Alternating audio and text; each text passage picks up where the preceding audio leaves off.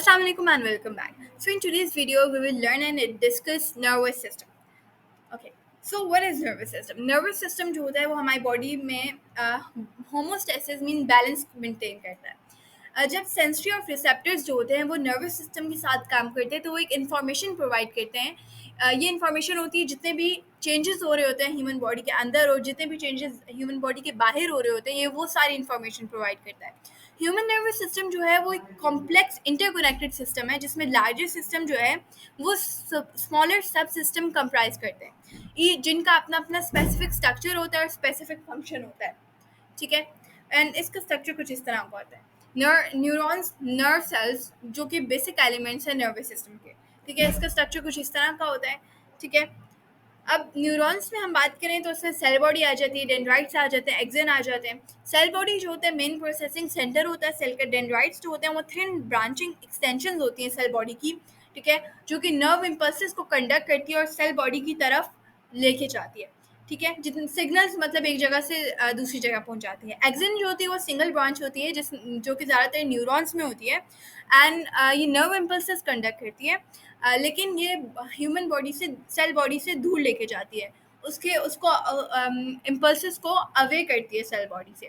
ठीक है. मीन्स ये डेंड्राइट्स के ऑपोजिट है. डेंड्राइट्स में क्या होता है कि वो नर्व इम्पल्सेस जो होती हैं वो सेल बॉडी के पास जाती हैं जबकि एक्सन में सेल बॉडी के अगेंस्ट जाती हैं, उससे दूर जाती हैं. माइलिन शीट और न्यूरोलैमा जो है वो एक्सन की कवरिंग्स हैं.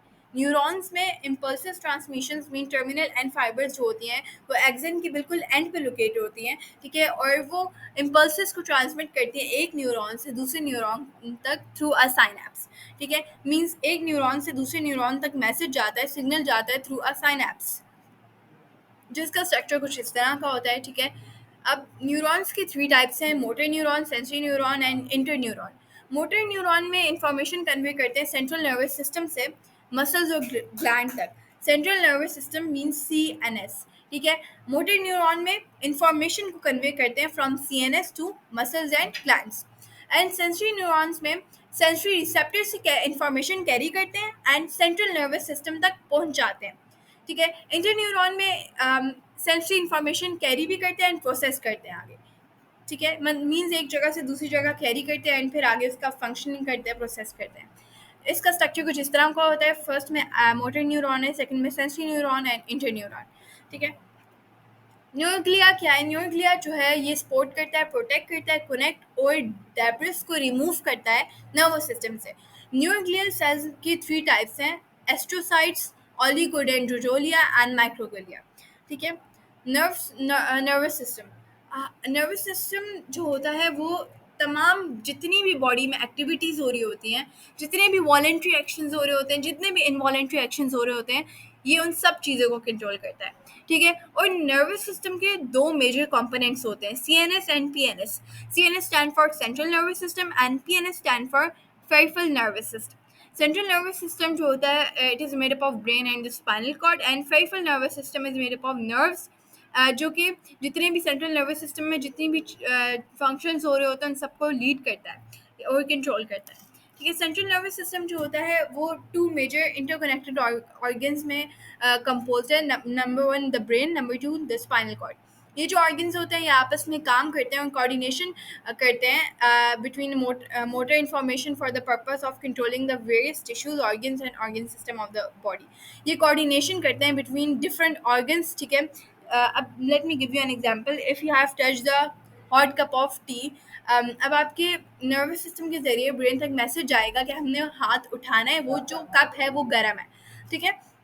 सेंट्रल नर्वस सिस्टम जो होता है it is responsible for higher neural functions जैसे कि मेमोरी, लर्निंग और इमोशंस. मीन ये इमोशंस को कंट्रोल करता है, लर्निंग में हेल्प करता है और मेमोरी स्टोर करने में बहुत ज़्यादा हेल्प करता है. ठीक है. इसका स्ट्रक्चर कुछ इस तरह का होता है. ठीक है.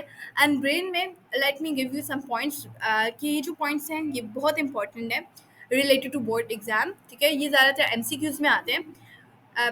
अडल्ट में ब्रेन का जो वेट होता है वो 3 पाउंड्स होता है and brain have 75% of water and 20% of oxygen and brain जो है वो 100 बिलियन न्यूरॉन्स कंटेन करता है.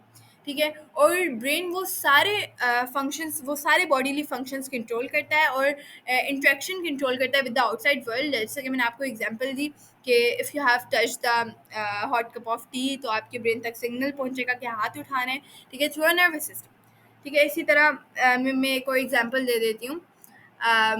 You have touch the needle, ठीक है, आपने एक सुई को टच किया है, ठीक है, एंड ब्रेन नर्वस सिस्टम के ज़रिए ब्रेन के पास मैसेज जाएगा कि हाथ उठाना है, बिकॉज वो जो है वो आपको पिंच कर रहा होगा बार बार। ठीक है, तो इसी तरह ब्रेन के 4 पार्ट्स होते हैं: सेरिब्रम, डायनेसेफेलेंस, ब्रेनस्टम एंड सेरिब्लम, जिसका स्ट्रक्चर कुछ इस तरह का होता है। अब ब्रेन में डिफरेंट चीज़ें आ जाती हैं, जिसको मैंने इधर लेबल किया हुआ है: frontal lobe, parietal lobe, occipital lobe, cerebellum, spinal cord, brainstem, temporal lobe, cerebellum and left hemisphere. I hope कि आपको इतना समझ आया होगा, and if there is any query, any question, you can ask me in comment. Thank you so much. Allah हाफिज़।